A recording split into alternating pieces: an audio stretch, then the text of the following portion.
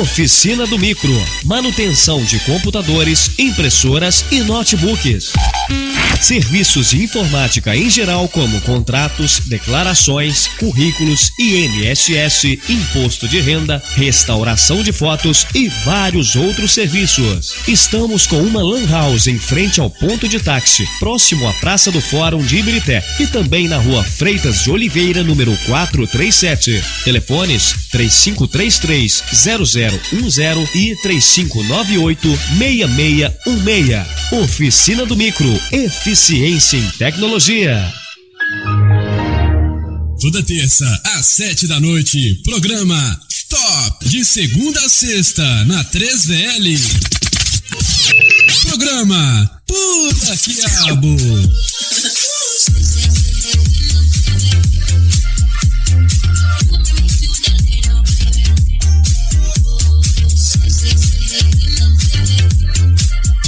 Para você começar o dia com alto astral e não perder a hora. Pula Quiabo. Programa Raiz da Várzea. Grandes histórias e acontecimentos do futebol amador de Ibirité e região. Toda sexta, às 6. Apresentação Saulo Eustáquio. Curta a página da 3VL no Facebook e no Instagram, @3VL Web Rádio. Para dentro.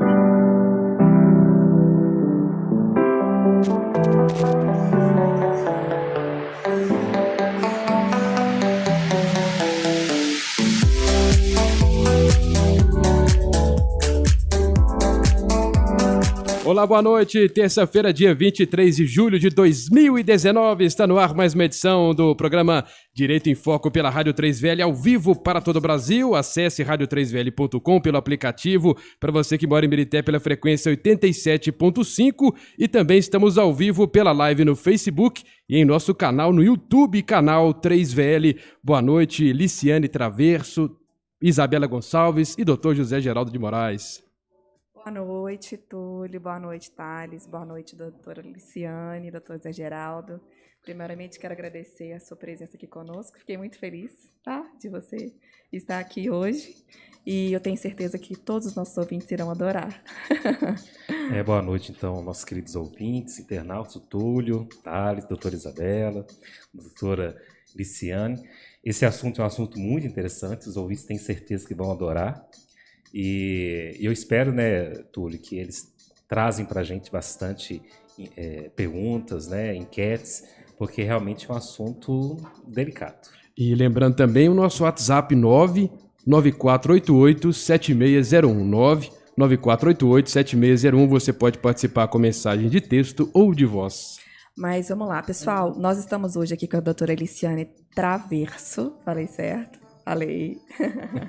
Ela é doutora em Ciências Jurídicas e Sociais, mestre em Direito Empresarial, especialista em Direito Ambiental, licenciada em Língua Inglesa pelo UFMG, professora universitária da Universo, né? Na verdade, ela dá aula, já leciona há 17 anos, não é isso?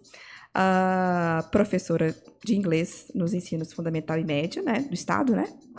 É membro da Associação de Professores do Direito Ambiental do Brasil, professora da Academia da Polícia Militar da Escola de Formação de Soldados,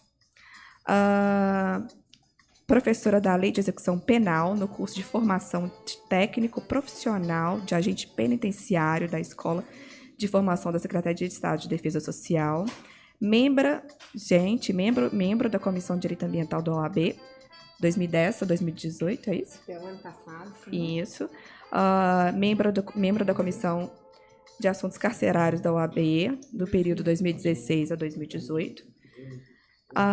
Premiada em menção honrosa pela Faculdade de Direito da Fundação Getúlio Vargas, em São Paulo, com trabalho e visita técnica ao sistema prisional. Nossa, o currículo dela é extenso, né? Você consegue encontrar algum tempo para dormir? Não. Além disso, né, casada, é mãe, tem filho. Nossa, mãe. Eu não sei se ela dorme, mas tudo bem. Não. E olha só vou resumir. Ela publicou um livro, que eu tô com ele aqui. A organizadora do livro, né, é a doutora Liciane, né, nossa convidada de hoje, sobre o título Não Aguento Mais, Análises Jurídicas e Transdisciplinares do Autoextermínio. O Túlio vai colocar, porque você coloca pra gente, Túlio, tá aparecendo para os nossos... Vamos colocar aqui na live pelo Facebook, também estamos pelo Instagram, viu? Arroba 3VL Nossa, nós estamos Web pelo Rádio. Instagram também, pessoal. E a Josi Silva tá aqui, doutora Liciane Traverso, tá mandando aqui palminhas aqui na live no Facebook. Pois é. José Aluno. Esses alunos já estão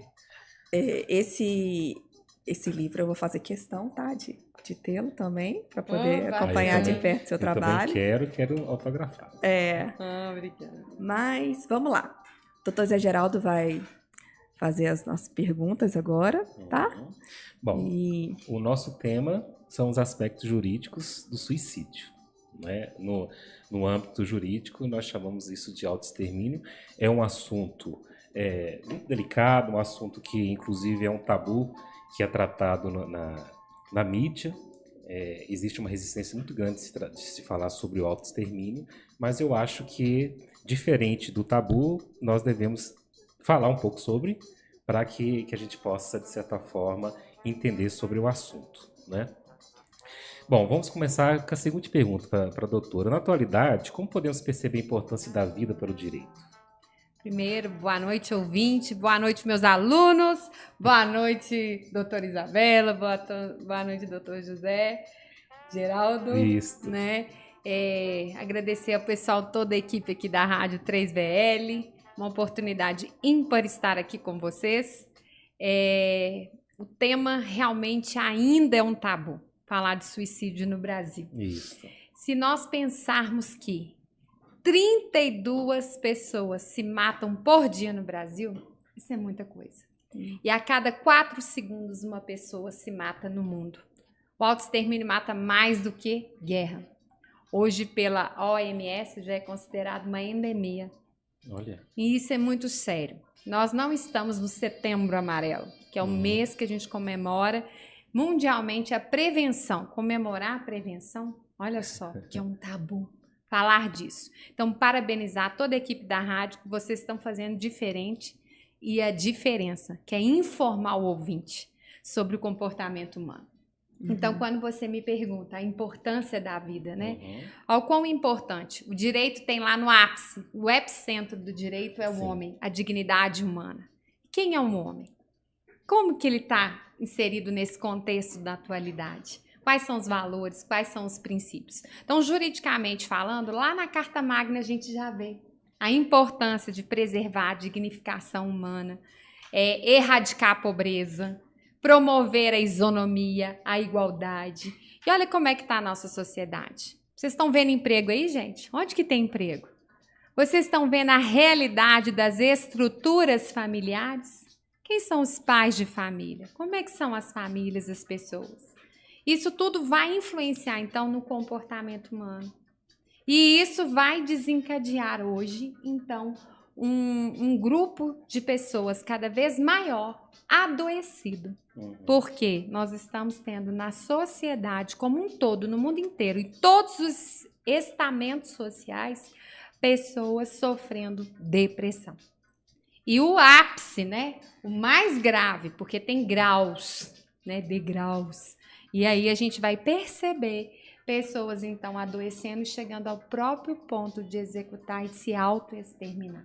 Então, é uma endemia. Então, o que nós estamos falando hoje para o nosso querido ouvinte, quem não sabe, quem não conhece alguém que toma remédio, quem não sabe, não conhece alguém que não está sentindo bem, alguém sem emprego, alguém com muito dinheiro também, com tudo, e que a gente fica sabendo, um mega empresário pulou, um político, e daí por diante. Então, a importância que a gente percebe dentro do aspecto jurídico, que o direito prima pela dignidade humana, pela erradicação de pobreza, a promoção de isonomia, a livre iniciativa.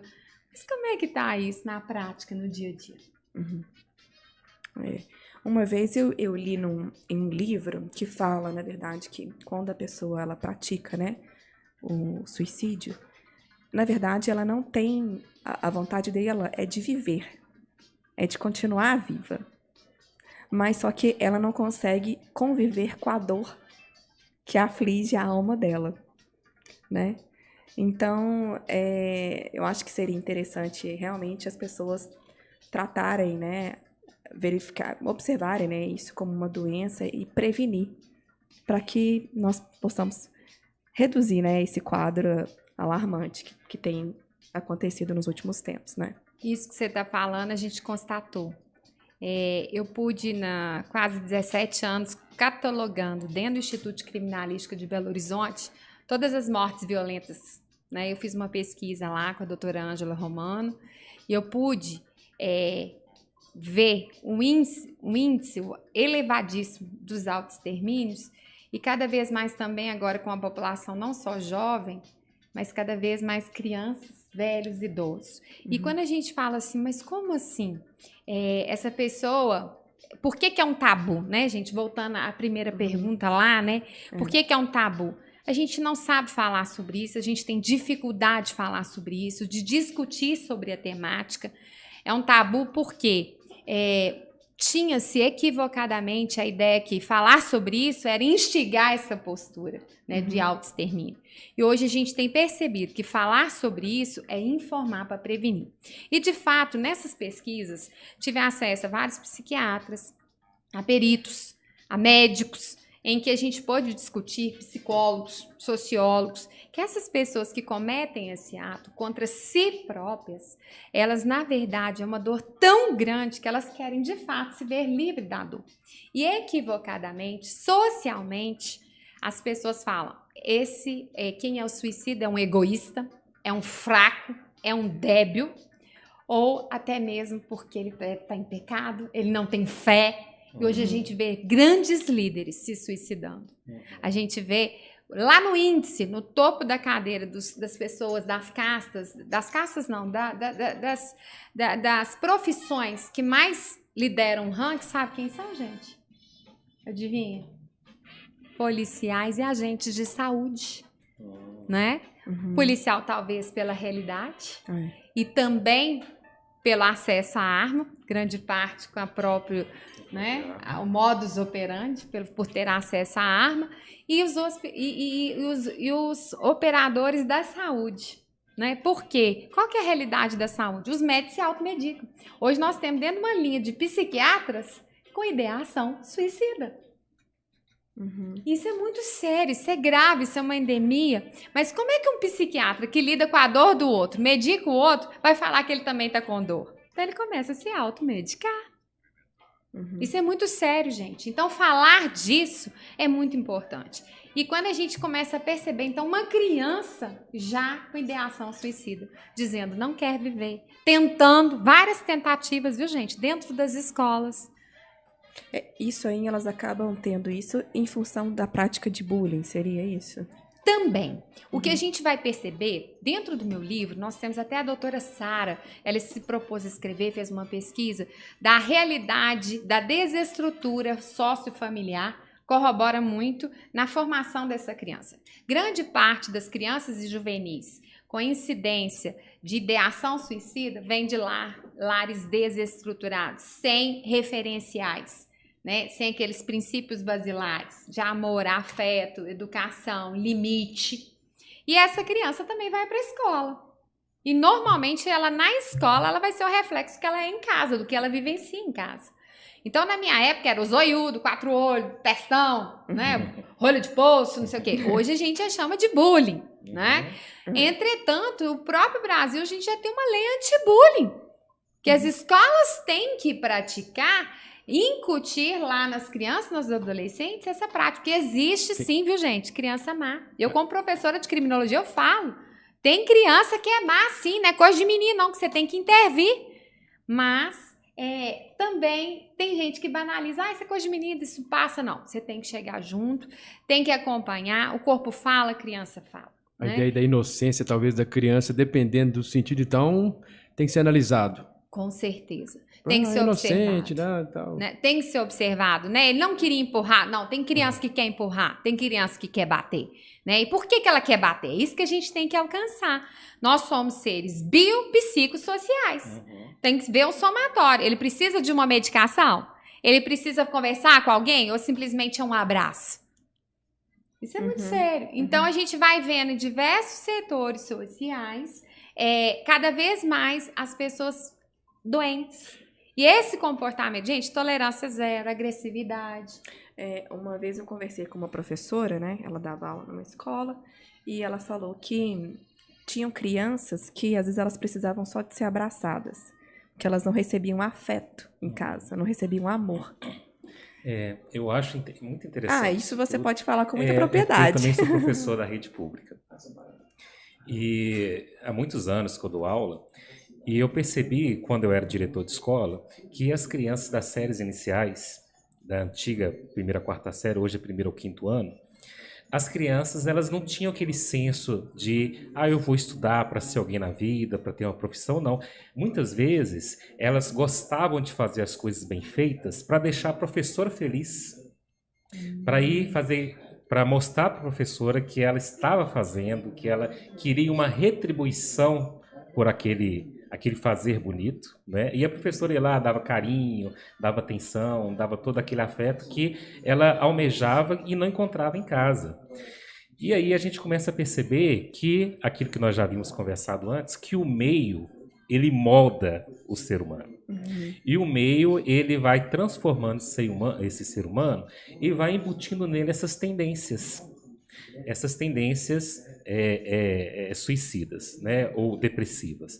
Então, eu acredito que a humanidade, não só o Brasil, mas qualquer país do mundo, passa por tragédias o tempo todo. Não é? Então, tragédias sociais o tempo todo. O ser humano é um ser pensante, é um ser complexo demais. E muitas vezes ele cria a própria complexidade. E aí ele cria uma série de problemas. Então, nós podemos observar esse tipo de sofrimento mental em países com guerra, em países com fome, em catástrofes naturais, em questões econômicas, em acirramentos políticos. Hoje eu estava vendo uma reportagem que o Brasil passa por um momento de acirramento político que nunca havia passado antes, né? Em relação a essa questão de briga de direita, esquerda, fascista, comunista, aquela coisa toda. Isso vai criando nas pessoas um sentimento de angústia, de tristeza, né? E nós havíamos conversado também sobre essas tragédias que aqui em Minas nós estamos sofrendo nos últimos anos, em Mariana, em 2015, Brumadinho, este ano, e como que essas tragédias trazem para todas as classes sociais e também para todas as faixas etárias sofrimentos que podem trazer esse pensamento de suicídio, né? Esse autoextermínio, essa fuga da dor, do sofrimento. E eu acho isso muito interessante porque esses dados que você trouxe aqui para a gente, eu não conhecia.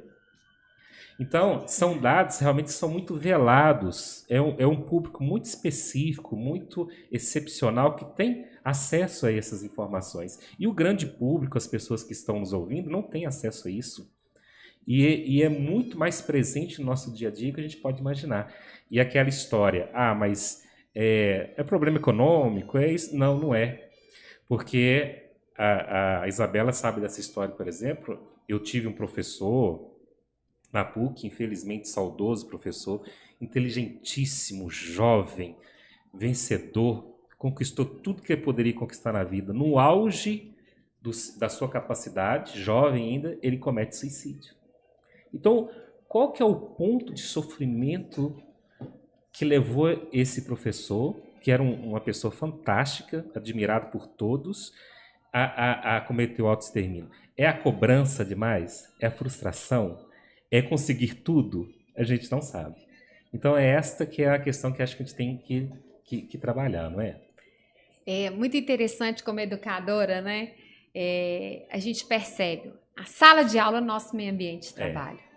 E quando a gente vê lá no aspecto legal, na Carta Magna, 225 caput, 225 caput, cabeça da Constituição, todos têm direito ao meio ambiente ecologicamente equilibrado, porque ele é um bem de uso comum do povo, essencial à sadia qualidade de vida, impondo-se ao poder público e à coletividade o dever de defendê-lo e preservá-lo para as presentes e futuras gerações. Aí vamos voltar lá para a sala de aula? É o meio ambiente do professor. É o meio ambiente, grande parte dos professores passa a maior parte de suas vidas dentro do ambiente laboral de sala de aula. Como que esse aluno chega, né? Na primeira infância, nos baixos estamentos, no alto escalão, filho de quem? Comportamento, padrão, conduta. Nós estamos falando de comportamento humano. Então, nós vamos falar agora de identidade. Quem são as pessoas? O que elas estão ali? A gente tem que convencer de assim outro também, por que ele tem que aprender inglês? Por que ele tem que aprender inglês? Ele fala, professora, eu não saio daqui de Birité, eu não saio lá de Nova Lima. Para que eu tenho que aprender esse inglês aí? Eu não sei falar, nós nem sabemos falar português, né? Você trouxe o livro? Não trouxe, não. Né?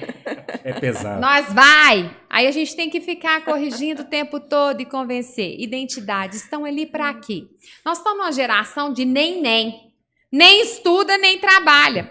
Nem estuda, não vai ocupar posto de trabalho. É o neném, gente, neném. E os neném estão entrando aonde agora, gente? Na fase adulta, dentro da casa do papai e da mamãe. Porque os neném não estudam nem trabalham. E precisa do papai e da mamãe. Reforma da Previdência, agora o papai morrer lá, só a mamãe vai receber uma das aposentadorias. Se ela tinha aposentadoria, o papai tinha aposentadoria. Não, vai ser só de um deles, vai ter que escolher. A renda da família vai cair. A identidade, o padrão cai, as pessoas não são preparadas. Um professor desse quilate que se autoextermina, o que poderia estar passando? Só Deus sabe o que de fato aconteceu. Mas tem uma influência do meio? Sim, tem também um aspecto orgânico.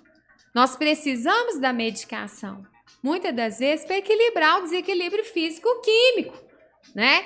Mas também tem essa cobrança toda hora, C. Nunca parei de estudar. Né? Esse é um dos livros que a gente já está no prelo outro, o tempo todo publicando, estudando, inovando, buscando alternativas, né? Isso tem refletido. As questões do meio ambiente, vamos ver lá. Mariana, 19 pessoas morreram. Foi uma catástrofe. Achávamos que era talvez a pior, até que veio Brumadinho. O que aconteceu, gente? Pessoas com ideação suicida agora. Por quê? Perderam seu local de trabalho. Perderam parentes, não sabem, enterraram o dedo. Sabiam disso? Que o velório era de dedo? Às vezes numa parte de uma perna. E ali, a renda, a fonte de renda, a identidade daquele povo, cresceram, nasceram. E o outro, de uma outra realidade econômica, tinha um sítio lá. Porque ele gostava de ficar lá no final de semana descansando. Perdeu essa oportunidade também. Então, não adianta ter dinheiro, não tendo, vendo um desastre ambiental como esse, que a gente chama de crime, que teria o aspecto preventivo, a omissão. Olha o aspecto jurídico, responsabilidade de quem? Pessoas estão respondendo na esfera administrativa, na esfera civil e na esfera penal, criminal. Isso é muito sério. Então, quando a gente fala de meio ambiente, comportamento humano, nós estamos falando também da identidade dessas pessoas. Pessoas que ficaram com o resto de corpos para enterrar, pessoas que não encontraram o resto de seus familiares que ali se encontravam trabalhando, e pessoas que viviam ali, moravam ali, perderam sua renda, sua identidade. Então, tendo que ter acompanhamento psicológico, tomar remédio. Isso é muito sério, gente, porque a gente fala, toda essa influência no meio natural, antrópico, vai influenciar, assim, o comportamento. Mas agora, sabe que eu tô refletindo aqui? O ser humano, ele não foi, né, desde sua infância, nós não somos preparados a lidar com as frustrações. E quando nós nos deparamos com o inesperado, né, que seja essa catástrofe que aconteceu em Mariana, em Brumadinho, as pessoas ficam perdidas, porque ninguém ensina. Onde que nós vamos aprender? Pois é, aí que eu falo, vamos voltar para a família. Todo mundo veio de uma barriga, e ali recebeu alimento ou não recebeu? Uns receberam, sabe o quê? Crack. Vocês já viram bebês nos neonatais aí, surtando, porque titinha ali, se sobreviver todo sequelado? Outros com melhor alimentação, outros ali, na minha época de gestação, eu fiz músicas pro meu filho. E hoje, quando eu canto para ele, ele fala, mamãe, o travesso é seu, o Bittencourt é do papai. Então, eu sou dos dois, a identidade, reafirmando. Mas, desculpa só interromper. Então, seria, obviamente que não são todas as famílias que têm uma estrutura. E os educadores estão ali próximos dessas crianças e, obviamente, vão perceber que existe um problema familiar. Seria interessante uma intervenção, então, das escolas, né, auxiliarem essas crianças e essas famílias para poder tentar amenizar esse tipo de problema? Como que pode ser feito esse trabalho? Primeira coisa, quando a gente falar auxílio da mente, psicólogo, psiquiatra, quem mexe com isso é problemático. Olha outro tabu. Outro tabu. Leva o menino para o problema. psicólogo. Dentro do orçamento de uma família, entre comprar um litro de leite, carne e o psicólogo, você acha que eles vão priorizar o quê? Acha que é artigo de luxo. E cuidar da mente é importante, é necessário. Por isso que aquele aluno, antigamente, ele projetava no professor, queria agradar. Hoje ele não quer agradar, não. Ele quer bater no professor, que o professor é obstáculo para ele. Porque ele foi ali para a escola para paquerar, para lanchar, para passar o dia. Sabe por quê? Não quer estudar de segunda a sexta. Aí no sábado letivo, vai lá. Aí você fala, para que você veio hoje, se hoje tem que estudar? Porque eu não vou ficar lá em casa lavando banheiro. Não vou olhar meu irmão, não. Essa é a realidade da escola pública. E da escola privada, como tem uma cobrança, o menino tem que ir porque eu estou pagando, tem até um comprometimento, mas também vai gerar um outro problema. Né? Se ele não tem referência, não é porque a mãe está pagando, não. O educador, o que eu quero te falar? O professor educador, ele vai trabalhar na formação dele em que aspecto? O emocional, ele contribui, mas só que isso é de casa, educação é de casa. Agora, e essa casa se vem desestruturada? Eles são filhos de tudo, gente, menos do afeto de terem sido desejados. Uma vez eu participei de um congresso com uma juíza lá de Belo Horizonte, na vara de infância e juventude. E ela falou, gente, a maioria dos menores que lá se achegam, eles não sabem sequer os seus sobrenomes. Isso é muito sério, porque você vai a alguns estamentos sociais, classes mais favorecidas, o menino sabe o nome completo, ele sabe o celular da mãe dele, o dele, onde que ele mora. Esses meninos, às vezes, eles sabem só o primeiro nome, ou o homônimo lá, Pezão, Julão, sabe chegar na casa. Eles não têm referência. Eu trabalhei na execução penal dentro da penitenciária Nelson Green Contagem, logo que eu estava terminando meu curso de Direito. Trabalhei lá no primeiro mutirão de execução penal. Na época era até o saudoso doutor Celso Magalhães que estava à frente. A maioria dos encarcerados, lá no prontuário, gente, são só filhos da mãe. O que é isso? Não consta a figura paterna na certidão. Então, ali você já vê em questão de criação, como foram gerados. Então, quem não tem pai vai ser criminoso? Não. Não é isso não. Projeta no avô, num tio, numa pessoa. Mas isso é tão sério, porque como é que você vai falar que então nós vamos empurrar a escola? A escola detecta, então é parceria escola, família. Mas quem são as famílias? Até porque hoje, né, hoje em dia, a visão de família não é a família tradicional que nós temos, né? Eu acho que ela vai muito além. Sim. Então, até vamos abordar outras questões também, não só o casal heterossexual. Entende? Sim, sim. Então, eu acho que o que está em questão aí é o amor que a criança recebe. Ela se sentir amada, né? Se sentir importante. Ver que tem alguém que zela e que cuida dela. Mas é aí que eu queria fazer outro gancho. Que mesmo essa criança amada que zela e tenha acesso a tudo e recursos, ela também pode vir a ter ideação suicida. Não tem fórmula mágica. Somos biológicos, sociais, né? E espirituais também. Isso é muito sério, sabe por quê? Então, todos os estamentos sociais, todas as classes, do mais rico ao mais pobre, o gordo, o feio, o lindo, o maravilhoso, podem ter. Vocês viram recentemente na mídia? Grandes comediantes que fazem muitas pessoas rirem, sofrem de depressão. Aquele ator. Comediante lá, o norte-americano lá, sei lá, aquele que fez aquele filme. Robert Williams, né? Não foi? Então, são situações que a gente percebe, é uma doença, tem que ser tratada, tem que ser acompanhada. Políticas públicas que possam intervir e modificar. Como assim uma política pública? Vamos lá, gente. O pobre mora longe. Foi minha tese de doutorado. O que é isso? Qual que é a política pública em relação à acessibilidade de transporte público? Vamos ver uma coisa? A Constituição não fala pregar a isonomia, apartar, erradicar a pobreza? Vocês sabiam que muito do que se arrecada, grande parte vai ficar onde? É no legislativo, no próprio judiciário, para fomentar o próprio aparato público, né? Por isso que aqui em Minas nós não recebemos parcelado até hoje, 13º, né? Olha, isso é muito sério, gente. Um professor, quanto que um professor ganha na rede pública, né? Aí vamos ver outras classes. Aí você já ouviu falar nos carros, os direitos aos motoristas? Até esse presidente tem direito a motorista. Há 8 funcionários. Né? Os carros ali, com cara assim, o próprio judiciário, gente, precisa alguns, com cara que eles não têm como se chegar até o trabalho, né? O auxílio moradia, aí vamos falar do auxílio reclusão, eu gosto de falar disso, porque o pessoal, o tabu também, que acha assim, então vamos encarcerar todo mundo para receber auxílio reclusão? Aqui, falando nisso, sabe o que eu escutei hoje? Alguém me contou que uma pessoa deu uma entrevista e ele falou assim, olha, eu pratiquei crime mesmo e eu vou continuar praticando porque assim a minha família tem o que comer em casa. Né?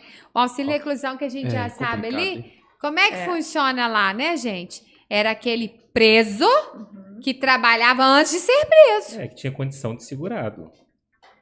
Perfeito, mas acho que será que o nosso ouvinte sabe Não disso? tem a menor ideia. Inclusive, acha que todo preso, indistintamente, recebe, quer dizer, a família recebe auxílio reclusão. E não é bem assim. Inclusive, existem limites de salários. Então, se ultrapassar aquele limite, a família também não tem direito ao auxílio reclusão. Né? Então, são tabus realmente.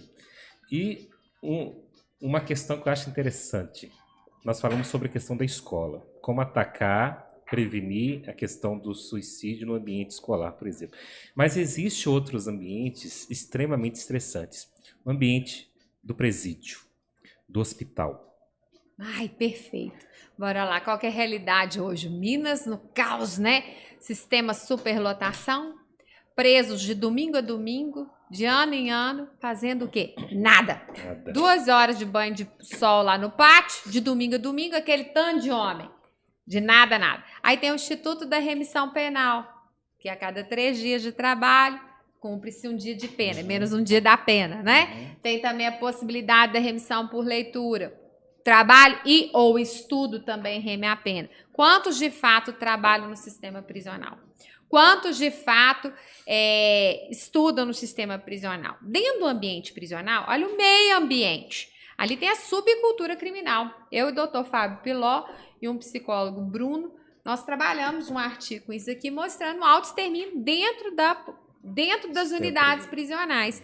Só que isso é um outro tabu, por quê? A sociedade, enfadada de tanta violência, quer os presídios realmente até uma questão histórica que fiquem longe, e lá fica, apodrece e morra todo mundo, né? Assim? Até que um dia algum conhecido vai parar. Aí vão se atentar, né? Da falta de política pública, a falta do cumprimento da própria lei de execução penal.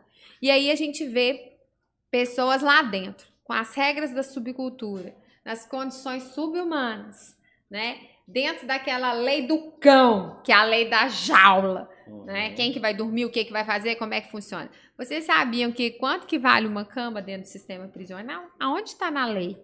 Entrou na carceragem, o xerife lá da carceragem, ele vai ditar, você vai pagar pela jega ou não vai? Se não pagar, retaliação. Quanto que vale, como é que funciona? E essa pessoa também, naquele ambiente degradante, falta do que fazer, gente. E ali vivenciando dia sim, outro também. A própria situação de violência em todos os aspectos, principalmente a psicológica e emocional. Hoje tem estudos que todos aqueles que saem do sistema prisional, gente, eles voltam diferente. E voltam diferente normalmente, pessoas apáticas, sem estímulo. E socialmente também nós não estamos de braços abertos para recebê-los, não. Aí, aquele círculo vicioso, a falta de emprego, a rotulagem, né, que eu ensino lá para os meus meninos da criminologia, o labeling approach, né, a rotulagem, o etiquetamento de egresso do sistema. Então, cai na vala comum, reiteram na criminalidade e voltam para o ambiente prisional.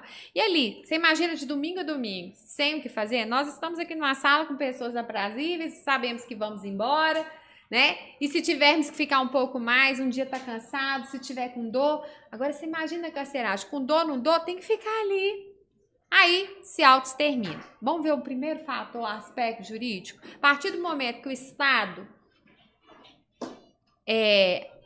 fica a cautela, prende um cidadão e lá o coloca, ele perde alguns direitos, mas ele não deixou de ter como cidadão outros direitos, né? Começa a violar a própria dignificação, a situação que ele se encontra. E se ele comete um auto-extermínio ali dentro, vamos fazer em termos práticos, chama perito de local, realmente, porque tem uma situação que ele foi morto, um homicídio, mas isso a perícia detecta, né? E eles forjam que foi, né, suicidou-se, né? Na verdade, não, mataram e colocaram a corda. Mas isso a perícia mata a charada rapidinho, né? Mas ninguém discute. Aí olha a família desse detento. Vai chorar, perdeu um ente querido, uma situação. E aí? Como é que fica? Né? Então, isso é uma responsabilidade muito grande do Estado. Na hora que ele fala que ele não está apto, que esse indivíduo está encarcerado porque não está apto a viver em sociedade, ele tem que zelar pela integridade e cumprir a própria lei de execução. Cadê o cumprimento da lei? Cadê o aspecto da obrigatoriedade de trabalho no sentido de elaborar, né? De elaborar, de reestruturar, ensinar um ofício para que ele saia um cidadão diferenciado. E quando a gente chega no ambiente hospitalar, você sabia que nos hospitais pessoas se suicidam? Você sabia?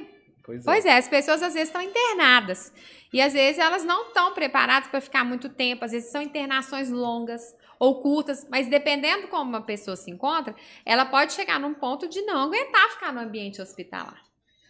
Isso é muito sério. Por quê? Nos meus estudos também eu cheguei a uma conclusão.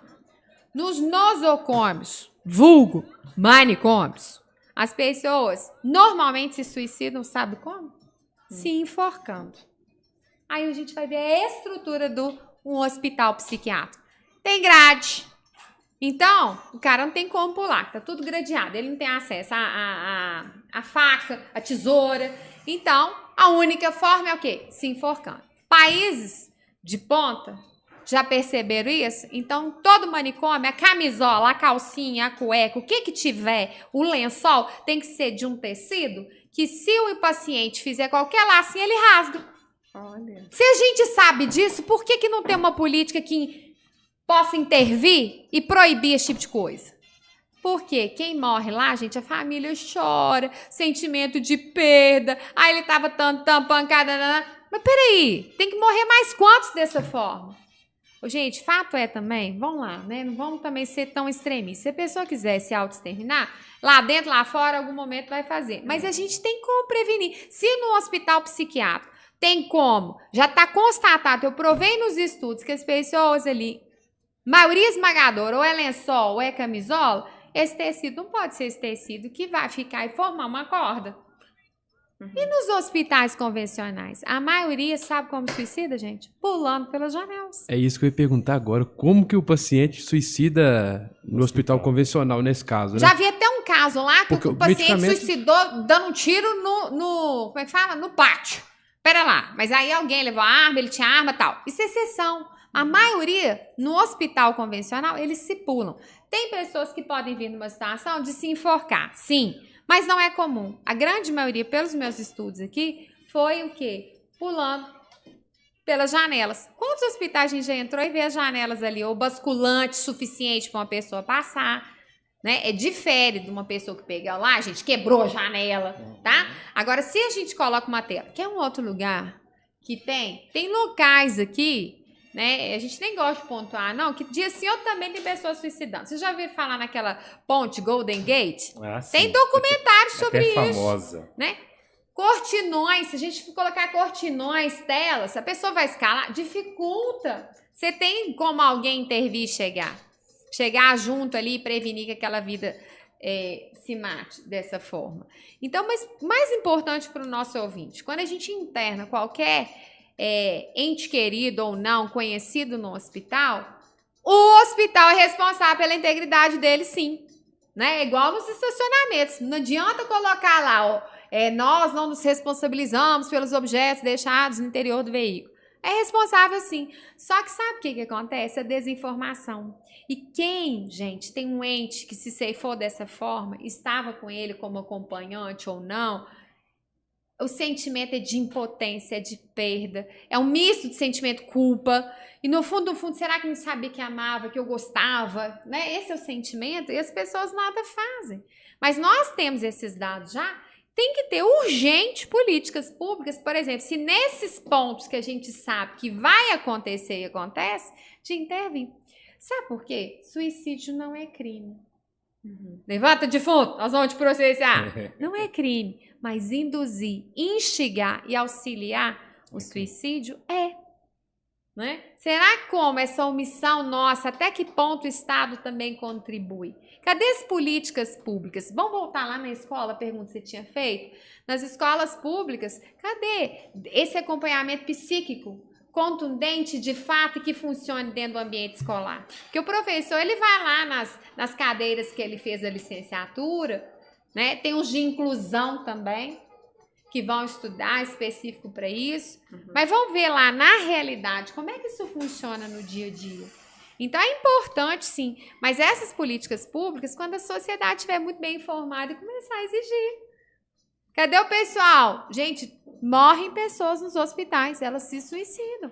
Você internar um paciente ali, isso é muito sério. E aí? Que medida que nós vamos tomar? Esse parente, ele nem sabe disso, gente. Ele só tá chorando a perda do ente querido e fica ali.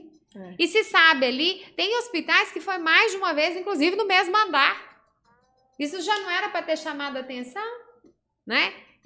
Quem tem menino pequeno vai, dependendo, morar em um lugar alto, já põe uma tela, não é assim? E por que não? Dificulta. Se o cara quiser cortar, fazer, acontecer, mas você dificultou, teve esse aspecto. Será que tudo tem que também se tornar lei para a gente começar a se inteirar sobre o assunto e realmente ter políticas ou mecanismos eficazes de prevenção? Primeira coisa, então, que é importante falar com o ouvinte. Depressão tem vários níveis e pode chegar a fazer com que uma pessoa se tire a própria vida. A pessoa que tira a própria vida, gente, ela chegou num estágio que ela não tem mais onde socorrer. Falta de fé? Não.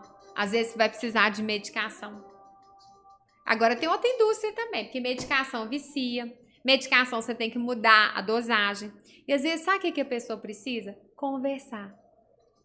Como é que são as relações sociais? Você vai nos ambientes públicos, você pode ver agora. A gente esquece o celular pra você ver. Um dia que eu esqueci meu celular e fui dar aula. Gente, parecia que eu ia precisar Faltou uma parte do corpo, né? Esqueceu a mão, né? Gente, é uma coisa, é uma extensão do nosso corpo, verdade. Estranho. Casais, um do lado do outro. Oi, tudo bem? E tá do lado, né? Isso é muito sério. Essas relações interpessoais, olho no olho, não se vê mais. Essa questão da tecnologia, isso também contribui pro aumento do suicídio? Com certeza. Quando a gente vê aqui, abre o Face agora, o Instagram, é seu melhor ângulo, a sua melhor comida, aquela viagem. Uma coisa que a gente comenta muito aqui antigamente, acordar, a primeira coisa é pegar o telefone. Isso atrapalha muito. Talvez você pega o telefone e já vê uma tragédia. E aquilo ali arrasta pro resto do dia. Né? Eu vi um vídeo super interessante, até no Facebook mesmo, mas lá na Alemanha tinha um acidente numa autobahn lá e o pessoal tinha uma pessoa que infelizmente faleceu no acidente e o pessoal estava reduzindo a velocidade para tirar foto da pessoa morta. E o policial, ele começou a mandar o pessoal descer do carro e falou assim, vocês querem tirar foto? Vamos lá e tira agora. E reprimindo mesmo. Então, me parece que as pessoas têm uma cultura do feio, da tragédia, gostam de ver coisas horríveis. Eu fico vendo as pessoas postando certas coisas em redes sociais, acidentes que acabaram de acontecer, pessoas machucadas, maus tratos com animais, sabe? Então, eu acho que a mídia em si, a internet, as redes sociais, ela está trazendo um adoecimento também muito forte nas pessoas. E nós, o Túlio, não sei, o Túlio é um pouco mais jovem, mas nós vivemos numa sociedade sem internet. E todo mundo sobreviveu. Não é? E nós éramos muito mais felizes. Sério? É verdade. As brincadeiras mais simples, né? Sem internet, sem telefone celular. Não tinha nem celular. Isso é tão interessante. O Sonic Ericsson do banco, né? Que o cara atendia, eu acho que era uma bomba relógio.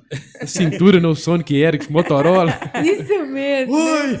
Então são extremos. A gente vai ver Que é uma coisa que a maioria que é pai, o ouvinte que tá ouvindo aí, quando tem um primeiro filho, aí faz aquela festinha de 1 ano. O menino tá nem entendendo o que tá acontecendo, né? É de brinquedinho, de coisinha e tal. Enfim, a criança, às vezes, gente, ela tá brincando com a pedrinha. Ela tá brincando com a tampa da panela, ela quer mexer na torneira, e a gente quer outras coisas. Essa tecnologia, por um lado, ela é muito boa para recursos, para informações, mas também estamos escravizados por essa tecnologia. Escravizados. Né? Então, se eu vejo também que eu não viajei e o outro viajou e tá viajando de novo e eu não fui ainda, né? Que o outro tá comendo, tá indo, fazendo, acontecendo, trocou de carro, tá isso, aquilo, vai trazendo adoecimento para aquele que não tem. Então, os profissionais da mente têm recomendado para as pessoas que estão no estágio certo grau de depressão, saia das redes sociais. Mas a dependência como a extensão do corpo é muito difícil, né? Porque todo tempo... Aqui tem um filme que até a Tata Werneck que participa. Ela vai para uma clínica, ela é internada porque ela é viciada nas redes sociais. Aí ela tem que ficar sem contato. E isso é muito importante, sabe por quê, gente? Tem um outro momento também que é o extremo, igual ele falou, o grotesco, né? A falta de sensibilidade, as pessoas mandando foto de pessoas mortas. Lembra daquele fato que houve baleia azul? Adolescentes em estágio tal, não sei o quê. Aí mostravam pessoas e mandavam. E eu falei, gente, se chegou no seu celular, que morra aqui. Porque a gente tá tão conectado. Então, se isso não é legal, eu falei, você imagina você ver um parente seu aqui, você gostaria? Então, se o que você não gostaria não propaga, igual assim, o animal, você não vai ficar endossando aquilo e passando. Tem gente, que eu quero mostrar aqui que fizeram e tal. Mas essa coisa também adoece. Tanto, então, 880, dos mais belos lugares e comidas, também das coisas mais pesadas. Horríveis, né? Isso é muito sério. Olha aqui uma coisa que foi falada recentemente, foi todo mundo usando aquele aplicativo de envelhecer. Sim. Essa e semana pegando tá seus bombando dados. isso, né? Aí, quem é você? Só a crise de identidade. Eu vou ficar assim, não vou... Nós estamos na geração Avatar. O que eu vejo de mulher avatar, eu já falei, eu tô doida pra fazer umas intervenções, morro de medo de virar avatar. As mulheres tudo com a minha cara, com a boca assim, a testa assada, que é almofada aqui. Gente, isso é muito sério. A boca agora cor de rosa e mais carnuda, né? Parece que a mulher tá querendo ficar com a boca mais carnuda, estilo Anitta. Não sei pra que aquilo ali, mas... Pois é. Então, olha a identidade, é a cultura de ter o quê? De ter o quê? De ser o quê? Quem elas são? O que elas querem? Às vezes eu quero, sabe o quê? Dormir, gente. Eu trabalho tanto. Eu também. Eu quero dormir. O povo quer dizer, eu falo, não, deixa ela em casa. Né? O outro querendo rock, eu tô querendo roncar. O berço, né? Né? Assim? Deixa eu só mandar um abraço aqui, o Darcy Dias e a Luciane Dias, direto de Prado, na Bahia. Uau! Ligados do programa, acompanhando, curtindo muito o programa. E também o Leonardo Moraes, ele mandou mensagem aqui, ó. Excelente mestra, professora e pessoal. Leonardo Moraes. Leonardo, grande. Obrigada, valeu. Participando viu? aqui também. Muito obrigada. Bacana. Mas eu realmente acho muito interessante essa questão da rede social, porque as pessoas elas não querem ser o que elas são.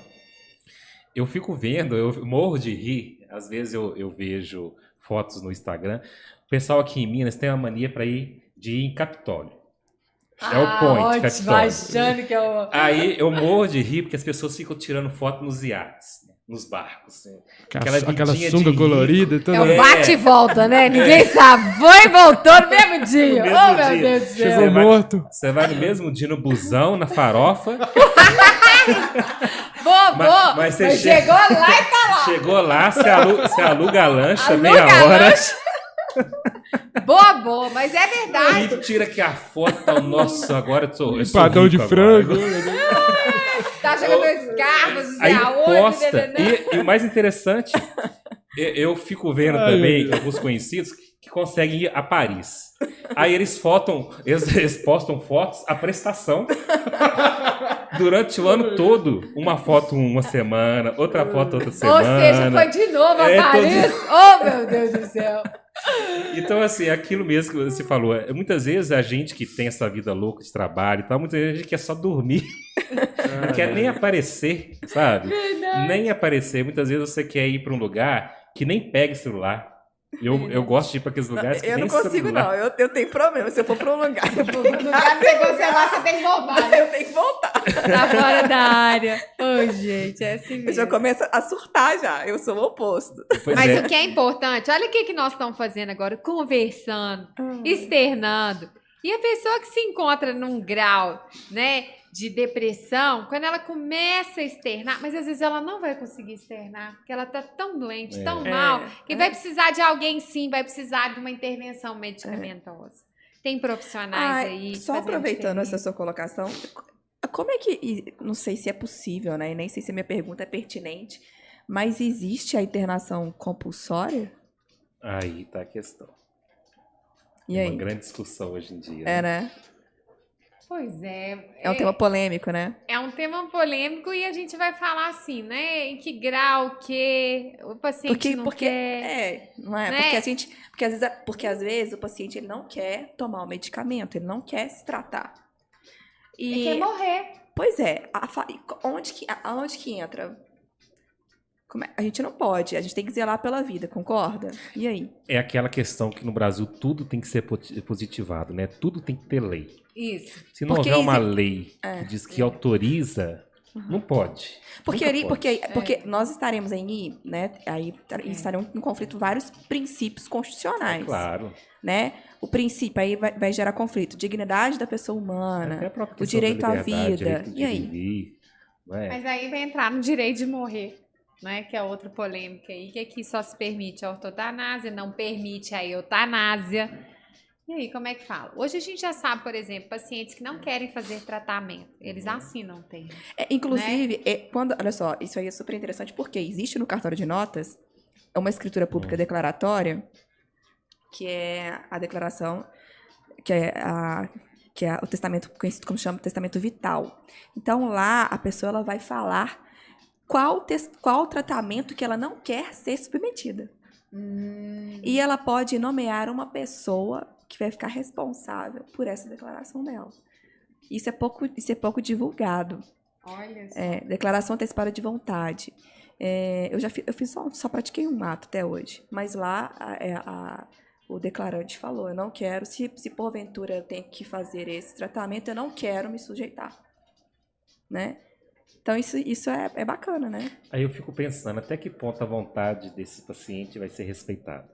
Porque vamos imaginar que ele faça esse documento e aí nomeia uma pessoa. Mas vamos imaginar que a família não aceite isso.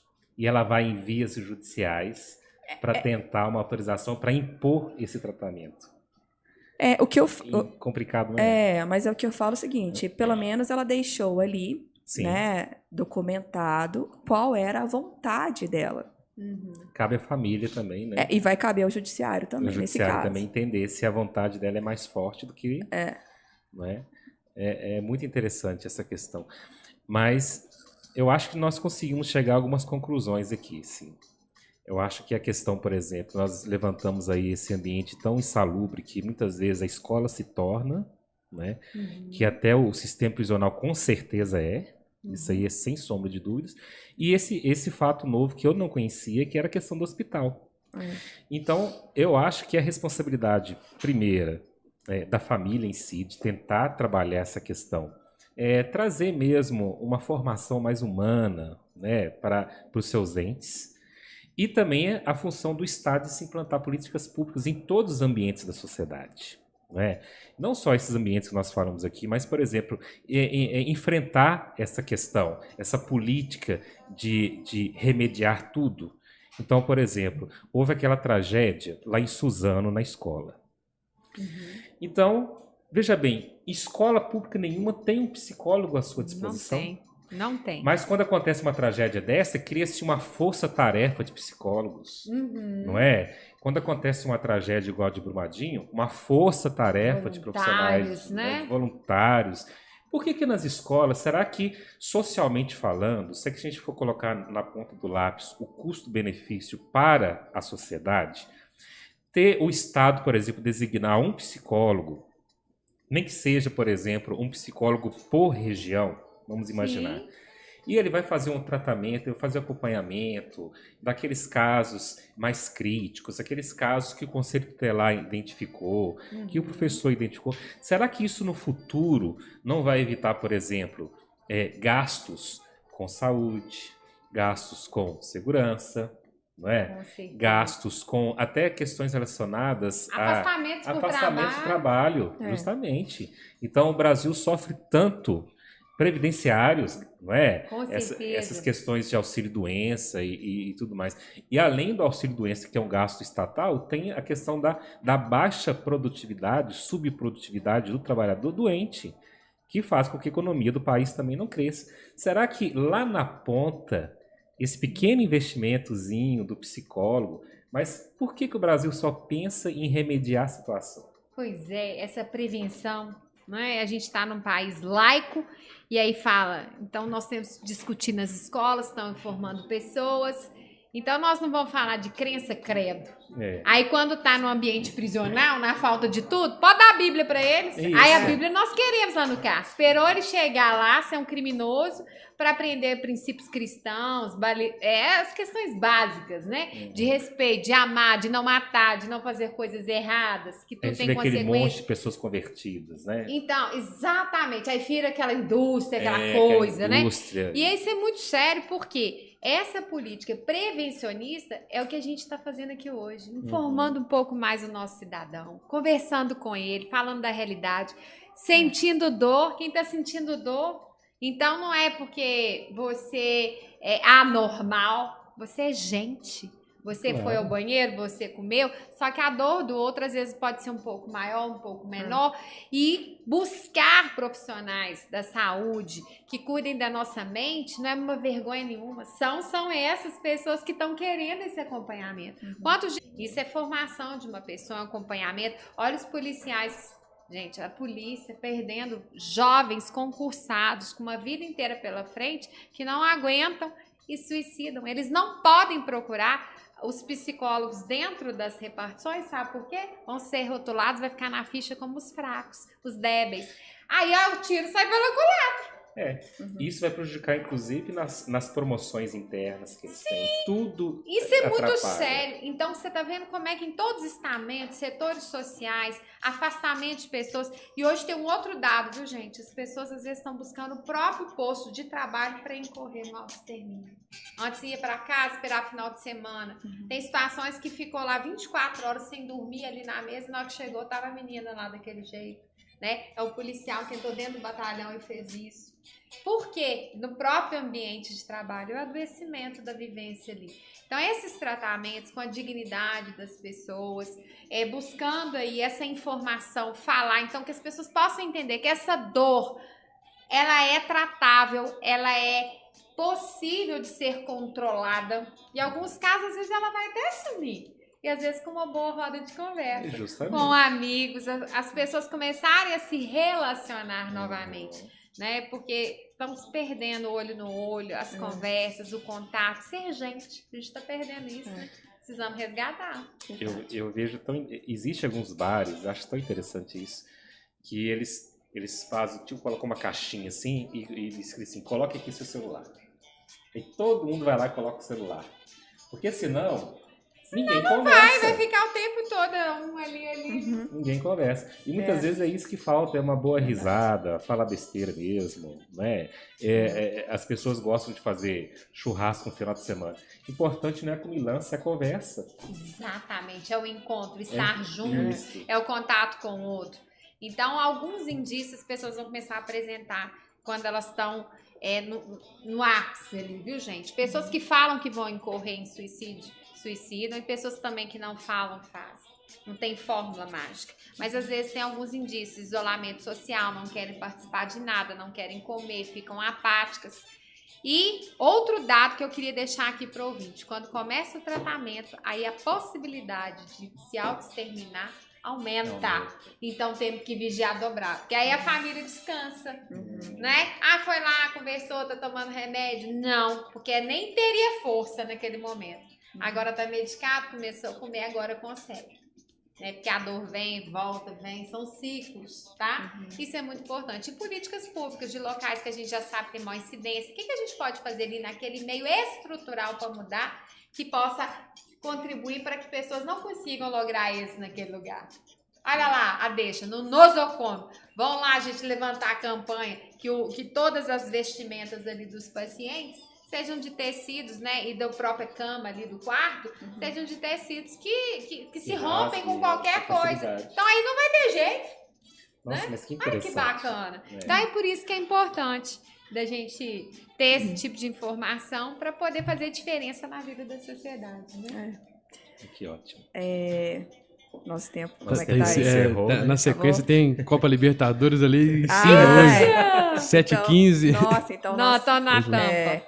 Mas nós queremos fantástico. agradecer a sua presença conosco, viu? Espero que você possa voltar novamente. Ok. Adorei. Eu também adorei o papo. Oh, coisa Muito boa. E eu tenho certeza que os ouvintes também adoraram. Com certeza. Né? Bombou a live no Facebook, também no canal no YouTube, canal 3VL, e os ouvintes também conectados pelo aplicativo, pelo site, pela FM. Muito obrigado, viu, doutor? Parabéns. Eu que agradeço. Muito obrigado a todos. Obrigado, doutora Isabela, doutora Liciane, pela gentileza de ter comparecido aqui. Está convidado novamente. O livro... Esse livro se encontra na Livraria do Psicólogo em Belo Horizonte. Os ouvintes que quiserem adquirir, tá? que bacana. Ele tem lá para venda. Ótimo. É muito bacana, tá? Eu Então tá. E recomendo. na edições superiores também. Tá. Aí o Então, ouvinte entra no site. Boa noite a todos, Obrigada, pessoal. gente. Boa Boa noite. Final de mais um Direito em Foco. Na sequência tem Copa Libertadores. Não saia daí.